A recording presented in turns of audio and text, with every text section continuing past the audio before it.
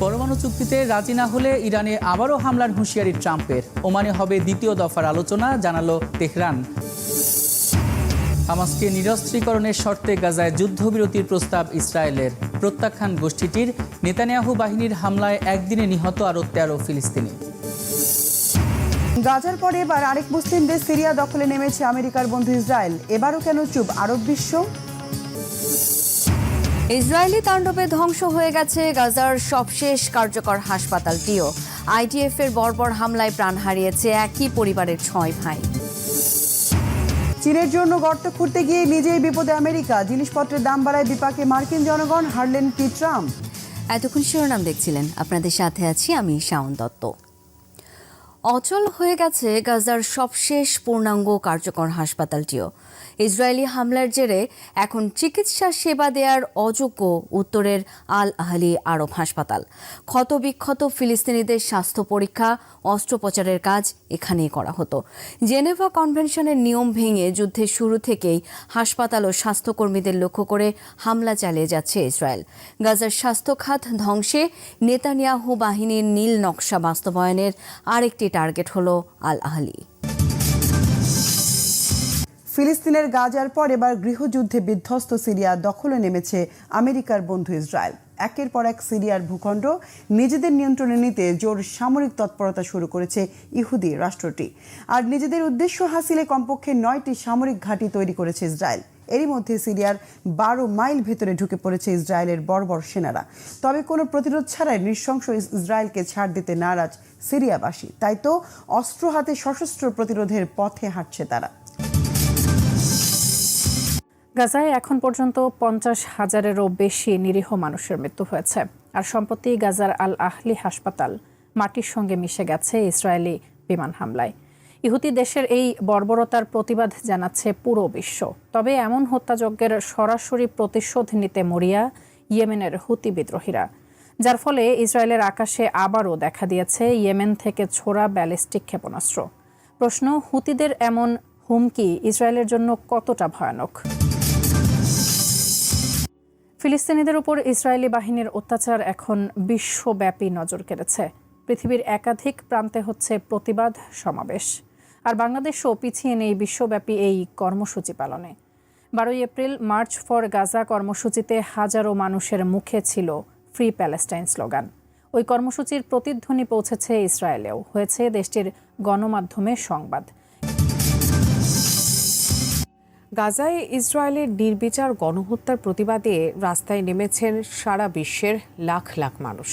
ফিলিস্তিনের স্বাধীনতা এবং গাজায় হামলা বন্ধের দাবিতে প্রতিদিন বিক্ষোভ করছেন তারা। এমনকি এসব বিক্ষোভ থেকে অনেকেই চাইছেন ইসরায়েলের ধ্বংস।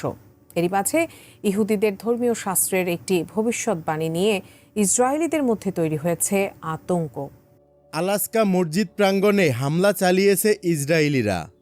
দখলকৃত পূর্ব জেরুজালেমে অবস্থিত আলাস্কা মসজিদ প্রাঙ্গণে ঢুকে হামলা চালিয়েছে শত শত অবৈধ ইহুদি বসতি স্থাপনকারী।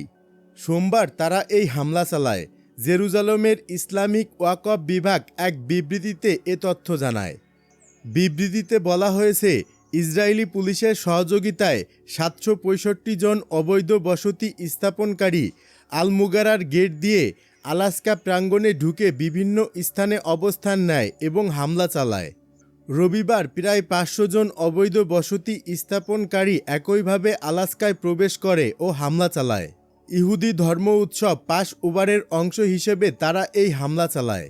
আল কুদুস প্রাঙ্গণে এই বিশেষজ্ঞ বলেন, ইহুদিবাদীদের এইসব কর্মকাণ্ডে দখলদার পুলিশের পূর্ণ সমর্থন রয়েছে।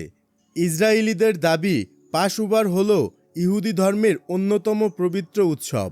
এই উৎসব হজরত মুসায়ের সময় মিশর থেকে ইসরায়েলিদের নির্গমন স্মরণে পালিত হয়।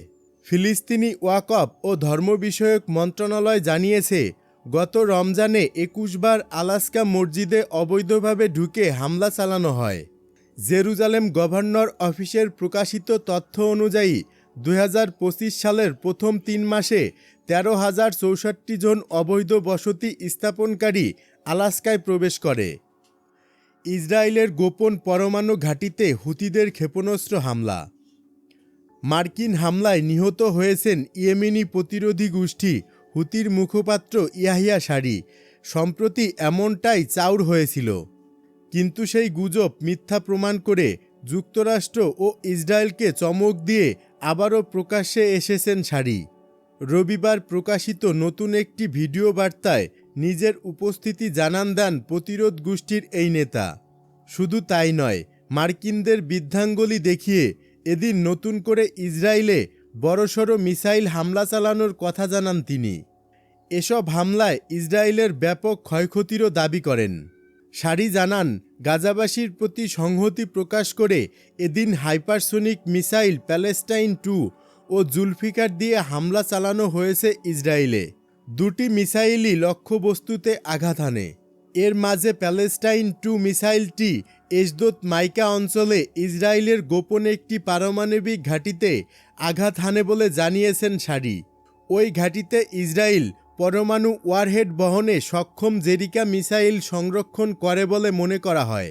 অপর মিসাইলটি ইসরায়েলের আন্তর্জাতিক এয়ারপোর্ট বেন গুরিয়নে আঘাত হানে বলে জানান সারি। এতে করে 1 ঘন্টারও বেশি সময় ধরে এয়ারপোর্টের সকল কার্যক্রম বন্ধ হয়ে যায়। এছাড়া আশকেলনে গুরুত্বপূর্ণ আরেকটি স্থাপনায় ড্রোন হামলা চালানোর কথা জানিয়েছেন প্রতিরোধ যোদ্ধাদের এই নেতা। অনলাইনে ছড়িয়ে পড়া ভিডিওতে দেখা যায়, মিসাইল হামলাকালে দখলকৃত জেরুজালেম, তেল আবিব, আশদোদ, নেতা ইয়ানসহ ইসরায়েলের বিশাল অংশ জুড়ে একটানা সতর্কতা সাইরেন বাজতে থাকে। সে সময় হাজার হাজার মানুষকে নিরাপত্তার আশায় বিভিন্ন দিকে ছুটাছুটি করতে দেখা যায়। ওইসব অঞ্চলে ছড়িয়ে পড়ে ব্যাপক আতঙ্ক। ইসরায়েলি বাহিনী মিসাইল হামলার কথা স্বীকার করেছে, তবে দুটি মিসাইলই ভূপাতিত করার দাবি জানিয়েছে তারা। এক বিবৃতিতে বলা হয়, একটি মিসাইল ইসরায়েলের আকাশসীমায় প্রবেশের আগেই নেগেভ মরুভূমিতে মোতায়েন মার্কিন আকাশ প্রতিরক্ষা ব্যবস্থা থার্ড দিয়ে ভূপাতিত করা হয়। অপর মিসাইলটি ভূপাতিত করা হয় অ্যারো আকাশ প্রতিরক্ষা ব্যবস্থার সাহায্যে। পুলিশ বর্তমানে এসব মিসাইলের ধ্বংস অবশেষ খুঁজে পেতে অভিযান চালাচ্ছে। হামলায় কেউ হতাহত হয়নি বলে জানিয়েছে তারা। এদিকে এরই মাঝে একটি মার্কিন ড্রোন ভূপাতিত করার কথা জানিয়েছে ইয়েমেনি যোদ্ধারা। MQ-9 নামের এই ড্রোনটি ইয়েমেনের হাজ্জা অঞ্চলে হামলার চেষ্টা চালাচ্ছিল। এ নিয়ে 2 সপ্তাহের মাঝে 4টি মার্কিন ড্রোন ভূপাতিত করা হলো। গাজাবাসীর সমর্থনে এযাবৎ মোট 19টি মার্কিন ড্রোন ভূপাতিত করা হয়েছে বলে জানিয়েছেন ইয়াহিয়া সারি। এর আগে 11 এপ্রিল যুক্তরাষ্ট্রের প্রেসিডেন্ট ডোনাল্ড ট্রাম্পের হুমকি উপেক্ষা করে রেড সিতে বিমানবাহিনী মার্কিন রণতরী USS ট্রুম্যানে নতুন করে একযোগে মিসাইল ও ড্রোন হামলা চালায় প্রতিরোধ যোদ্ধারা। ইয়েমেনে মার্কিন হামলার জবাবে পাল্টা হামলা আরও বাড়ানোর হুঁশিয়ারি দিয়েছেন ইয়াহিয়া সারি। ইসরায়েলি হামলায় নিহত হামাসের সিনিয়র কমান্ডার। ইসরায়েলি হামলায় নিহত হয়েছেন হামাসের সিনিয়র কমান্ডার নাইম আল মোসা। 13 এপ্রিল তাকে হত্যার কথা জানায় ইসরায়েলি সামরিক বাহিনী IDF। দেইর আলবালাহ অঞ্চলের স্নাইপার ইউনিটের উপপ্রধান ছিলেন নিহত মোসা। IDF-এর বিবৃতিতে বলা হয়, হামাসের একটি ঘাঁটি লক্ষ্য করে অভিযান চালায় ইসরায়েলি সামরিক বাহিনী। ওই ঘাঁটি থেকে ইসরায়েলে হামলার পরিকল্পনা করা হচ্ছিল বলেও দাবি করা হয়। গাজায় ইসরায়েলি বাহিনীর স্থল অভিযান শুরু হওয়ার পর হামাসের কোনো সিনিয়র নেতা নিহত হওয়ার ঘটনা এটিই প্রথম। মার্কিন কর্মকর্তাদের উপর ভিসা নিষেধাজ্ঞা দিল চীন। চীনের স্বায়ত্তশাসিত অঞ্চল তিব্বতের বিভিন্ন বিষয়ে খারাপ আচরণ করায় যুক্তরাষ্ট্রের কর্মকর্তাদের বিরুদ্ধে ভিসা নিষেধাজ্ঞা আরোপ করেছে চীন। চীনের পররাষ্ট্র মন্ত্রণালয় থেকে সোমবার মার্কিন কয়েকজন কর্মকর্তার বিরুদ্ধে ভিসা নিষেধাজ্ঞা আরোপ করা হয়।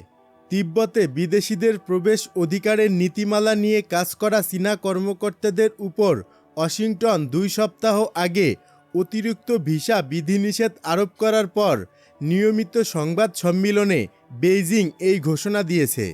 চীনের পররাষ্ট্র মন্ত্রণালয়ের মুখপাত্র লিনজিয়ান বলেছেন, তিব্বত সংশ্লিষ্ট ইস্যুগুলো চীনের অভ্যন্তরীণ বিষয় এবং চীনা কর্মকর্তাদের উপর মার্কিন যুক্তরাষ্ট্রের ভিসা বিধিনিষেধের অপব্যবহার ঘিরে তিব্বতের আন্তর্জাতিক আইন এবং আন্তর্জাতিক সম্পর্ক সংশ্লিষ্ট মৌলিক নীতির মারাত্মক লঙ্ঘন করেছে যুক্তরাষ্ট্র। তিনি আরও বলেন, তিব্বত উন্মুক্ত, তিব্বতে সফর, ভ্রমণ এবং ব্যবসা করতে আসা অন্য দেশের বন্ধুত্বপূর্ণ লোকজনকে স্বাগত জানায় চীন। তবে চীন তথাকথিত মানবাধিকার, ধর্ম ও সংস্কৃতির অজুহাতে তিব্বত বিষয়ক যে কোনো দেশ বা ব্যক্তির হস্তক্ষেপের বিরোধিতা করে। যুক্তরাষ্ট্র চীনা কমিউনিস্ট পার্টির বিরুদ্ধে মার্কিন কূটনৈতিক, সাংবাদিক এবং অন্যান্য রাজনৈতিক পর্যবেক্ষকদের তিব্বত ও অন্যান্য তিব্বতীয় অঞ্চলে প্রবেশে অস্বীকৃতি জানানোর অভিযোগ করেছে। একই সঙ্গে মার্কিন কূটনৈতিক ও অন্যদের জন্য এই অঞ্চলে অবাধ প্রবেশ অধিকারের দাবি জানিয়েছে ওয়াশিংটন। তিব্বতের পশ্চিমা অঞ্চলীয় অঞ্চল পরিদর্শন করার জন্য বিদেশি পর্যটকদের অনুমতি দেওয়া হয়, যেখানে তারা অনুমতি সাপেক্ষে দলীয়ভাবে ভ্রমণ করার সুযোগ পান। বিশ্বের বিভিন্ন দেশের কূটনৈতিক ও বিদেশি সাংবাদিকদের সেখানে যাওয়ার জন্য তিব্বতের স্থানীয় কর্তৃপক্ষের অনুমতির দরকার হয়। হিমালয় পর্বতমালা ঘেঁষা তিব্বতের সঙ্গে সীমান্ত আছে চীন এবং ভারতের। তবে 1950 সাল থেকে এই অঞ্চলটি দখল করে আছে চীন। এ নিয়ে চীনের সঙ্গে একাধিকবার দ্বন্দ্বে জড়িয়েছে ভারত। সর্বশেষ গত বছরের সংঘাত ছিল ভয়াবহ।